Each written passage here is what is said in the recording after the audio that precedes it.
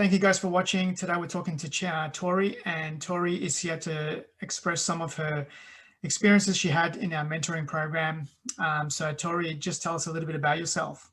Yep, so I am an acupuncture student. I'm in my final year, and that's how I heard about this program.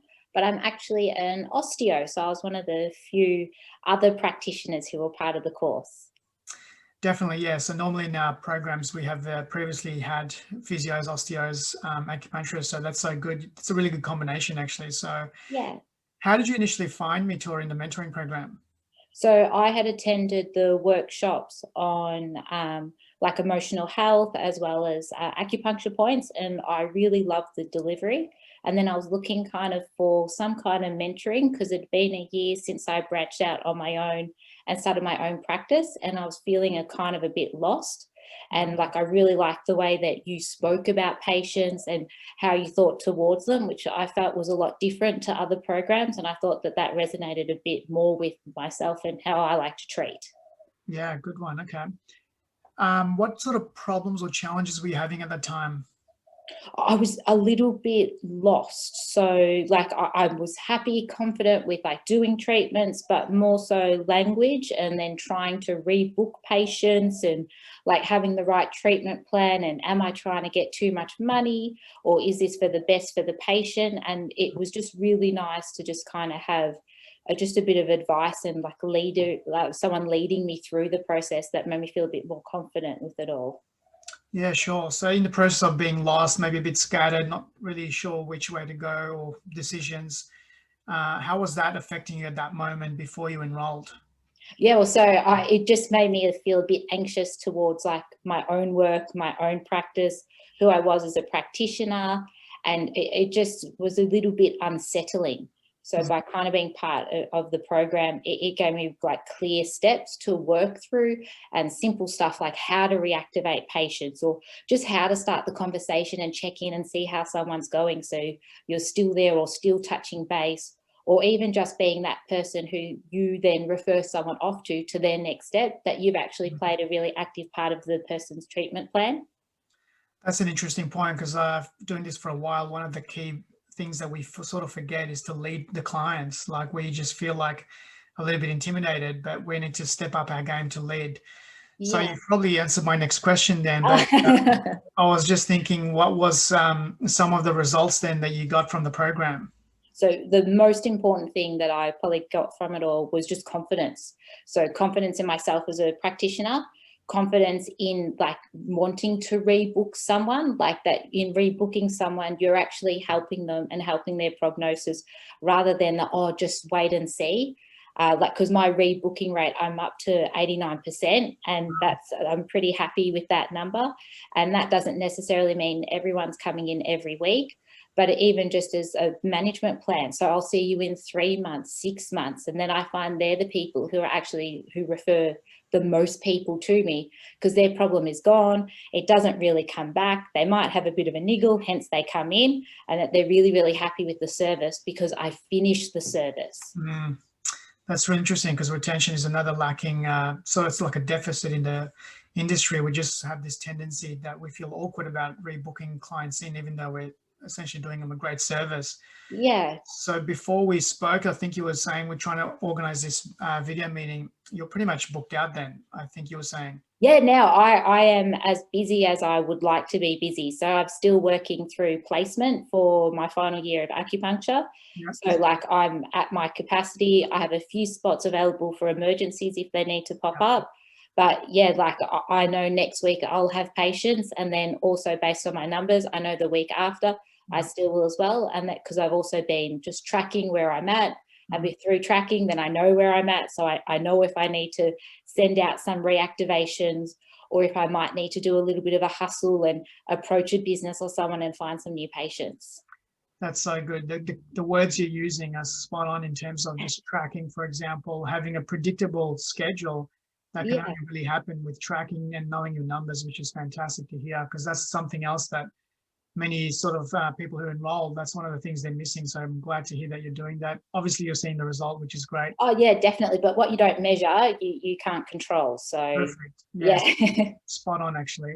You also mentioned earlier to me that you were doing some sort of side hustle, and then you were able to sort of let go when we started working together. Can you expand on that? Yeah, so but I started before the 12-week mentoring program. There was actually a turbocharge, like little lecture that we went to, like for the whole day, and that from that, the key thing that I took was that, you know, don't treat your practice as your side hustle, and don't have your other thing that you're doing be what's making you money. And then that made me kind of stop and look at my life. So I was being a personal trainer as well as an osteopath. And then I decided, as I was in that very moment, that actually I'm going to stop doing personal training and I'm just going to do osteo. And then with the program, I was able to drop doing like personal training, and then I was a full-time osteo. So, and I work much less hours. It's much less stress. Yeah. I'm not traveling between two places.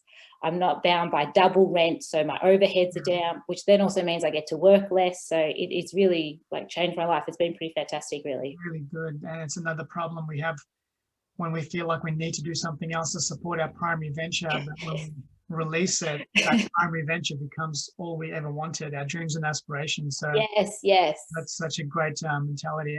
So what was probably one of your favorite parts of the program? Oh, definitely the mindset. Yeah. And that was the very first thing, and where we started, and I couldn't be happy with that. It kind of cleared the fogginess that I had in my head and how I thought about myself, and stopped me being as critical on myself, and then also altered the way that I changed like my language to then help the mindset of also my patients. So it was like a double winner. Good one. Yeah, we are clear and focused, and we want to know what we are essentially planning for the patient, that will be more confident in believing in our message. So you're acting like a leader essentially, which is what we should be really doing, right? Leading the clients. So how does life look like for you now, life and business? Oh, life is pretty cruisy. So like with I know that I have money coming in. I know that I'm going to be busy enough. I can plan for things. So rather than being like, oh, I'd really like to go on holidays, or I'd really like to buy that new thing, I'll just have to see how the next few months are going. I kind of know that I'll be okay. And if things keep going exactly as they're going, and I keep using the skills that I learned, that really it's like limitless. And the next steps now is probably getting someone to work for me. So that's good. pretty exciting. Yeah, most of the people in our program reach an area to then go into scaling their business and grow. And that sounds like that's sort of where you are now. Yeah, that's probably where I'm at now, because I probably don't have enough room for the new patients to come in. Yeah. So that's why it would be good to have someone who could work and handle that for me. Yeah, good on you. That's a good problem to have when you need to. Yeah, definitely. Especially with COVID and everything, that's an especially good problem to have. Yeah, absolutely. So if we've got some students who are just starting with us, and obviously some people who may be thinking about enrolling with us, can you share some thoughts on some sort of advice you might give them? Yeah, definitely. Well, so I was almost put off the course. So when it said that you were going to have to work on public speaking, so I'm not a bad public speaker. I'm really happy to, like I used to do debating and stuff, but to put myself in front of like a big group of people and be like, hey, come see me, that probably is my biggest fear. Yeah. And that when I saw that being on the program, I was a bit like, oh, maybe this program isn't for me. Yeah. But all that it's meant is that I just haven't implemented that exact step, and I haven't really had any problem with that. But also now, because I feel a bit more confident and quite happy with how stuff is going, I'm actually like, yeah, no, I probably could do some public speaking. I could go to a gym and talk to people after a group fitness class or something like that. When, like, if you had have asked me at the start of this program, that was never, ever going to be a possibility. Yeah, absolutely. And for those who are watching and who've just enrolled or think about enrolling, as you just heard Tori saying that her confidence was the key, and then the public speaking was the actual manifestation. So public speaking is not just going out in public and doing it, which is what Tori wants to do, which is what we do all the time, but it's also you are speaking public to a client. Like you got to speak with confidence and assertion so that you can lead the way. And all this is attributed to the same thing with confidence, self-discipline, and then obviously going out and speaking your message and telling people or telling the world about what you love. So that's really, really good to hear. Well, that's it, Tori. Thank you so much for your time. It's been really helpful, and best of luck and best wishes for the scaling. I'm sure that we'll probably be able to do something there for you as well. Yeah, perfect. Thank you so much. See You're ya. welcome. Bye-bye.